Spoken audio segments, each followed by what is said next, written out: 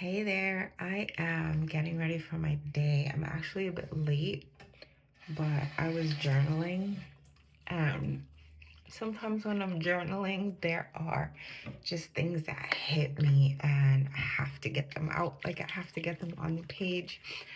Some of it ends up coming on here and I share it publicly, and a lot of it is for me privately. So I make sure to journal those revelations and the thoughts and the prayers that are coming to me in real time, right? Um, what is this? This is La Roche Posay's Gentle Foaming Cleansing Oil. That's my cleanser of choice. And I have been using a thicker night cream. So when I wake up in the morning, I actually do wash my face. It's not something that I um always did, but I think that I need to wash my face. So just to get rid of that thick emollient oil. It's not uncomfortably thick, but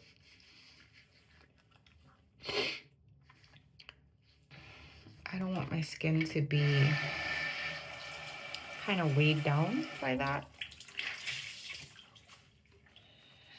So the only reason I'm doing this with the washcloth is because I don't want water running in the video. But normally I would just rinse it off.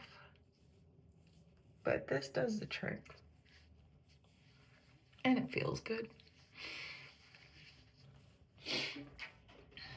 All right, so what was I going to talk about? I was going to talk about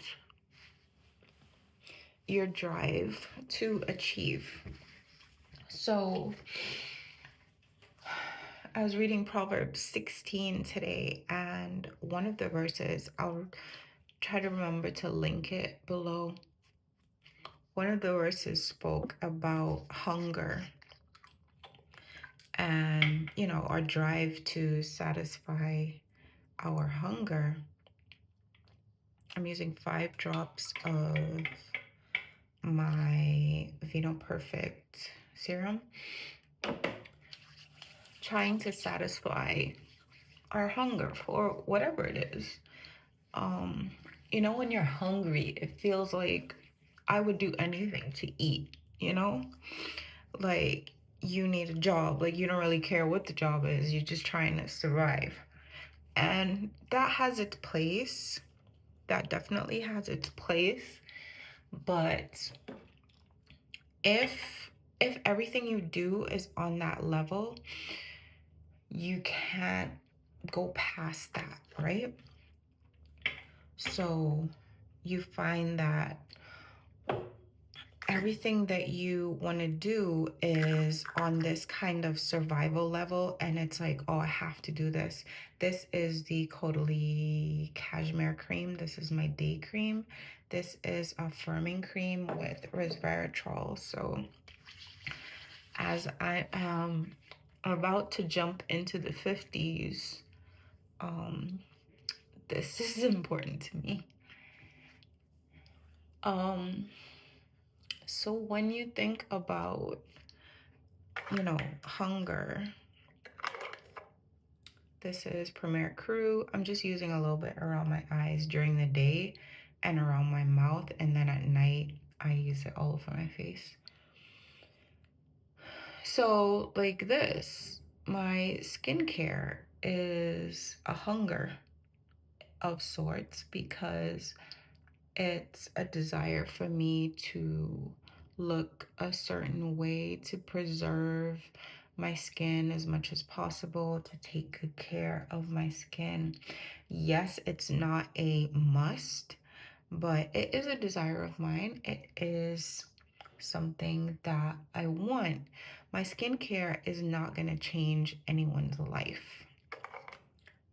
Like me taking care of my skin is not going to change the world. And if I just continue to focus on this and there's nothing beyond this, like what I'm doing for me, nothing I'm doing beyond what I do to satisfy myself, to satisfy my own soul, then I'm not going to have the sense of fulfillment that I would have if I was doing something for someone else, if I was helping someone heal, if I was providing for someone who didn't have what they needed. There is a sense of fulfillment that we have when we give, when we extend ourselves. What happens though sometimes is that we don't always think it through, or we don't want to hear this, but we give for selfish reasons. We give for what we're going to get. And then when we don't get, we feel regret. We feel resentful. We feel used. But the truth is, if you're giving only for what you're going to get, you're not actually being generous, right? It's actually manipulation. And we don't always want to think about it like that. We don't want to think about ourselves like that.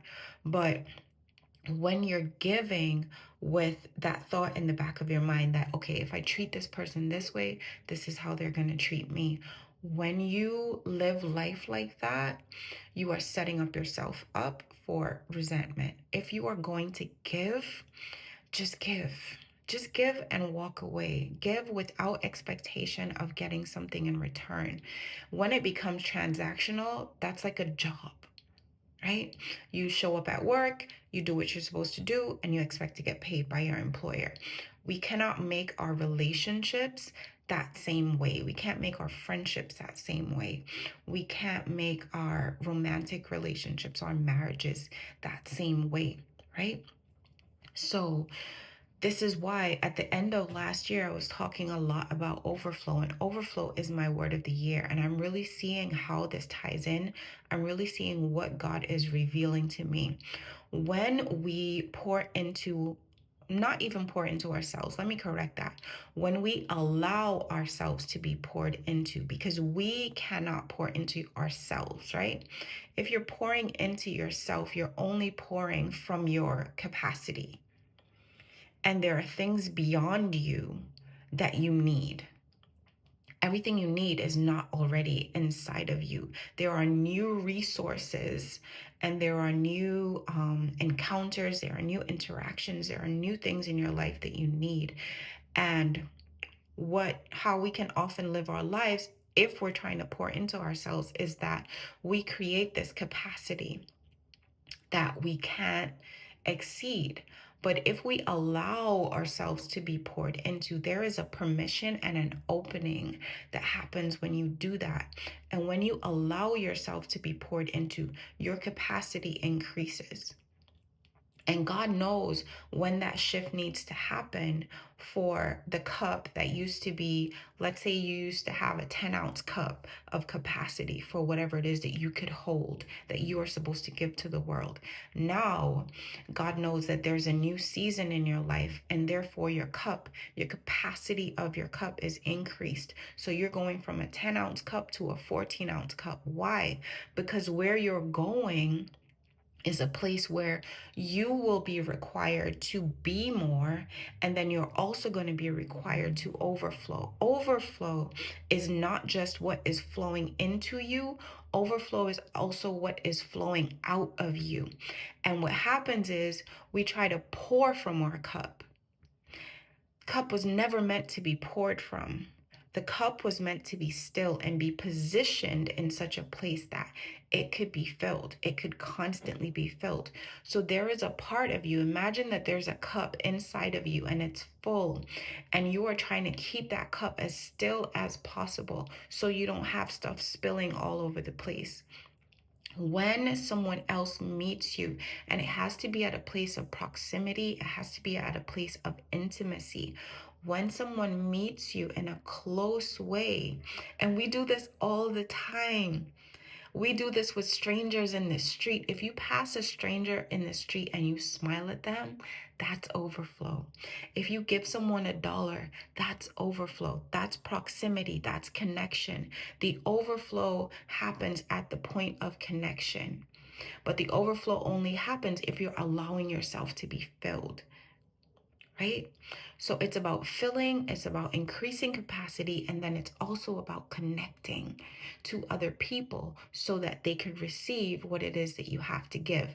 Because guess what? If you're overflowing, this is your cup, and your cup is overflowing, but there's nobody around you to get that overflow, what happens? It just falls to the ground and it's not useful. It's not fruitful. It does nothing. The overflow is just excess that's wasted. But when you have someone close to you, they are guaranteed to get that overflow. So it's not just about allowing yourself to be poured into, but it's also about putting yourself in proximity to other people so that they can receive what it is that you have to give. Because at the end of the day, you want to give. You want to give, and you want it to be meaningful, and you want it to be accepted. And the reason why you might be feeling resentful is because you had your own agenda for what you gave in the first place. And I know this may be a hard word. It may be a tough pill to swallow. Maybe you didn't spin it like this. Maybe you didn't think about it this way. But I want to present that to you today. Think about your motives for giving and why you're doing what you're doing and how you can correct that so that you're positioning yourself to be filled and to feel whole and to feel complete so that you're able to give from a place of overflow, from a place of having and being more than enough. I hope this helps. Blessings on your journey, and I will get ready for my day, and I'll talk to you soon. Bye.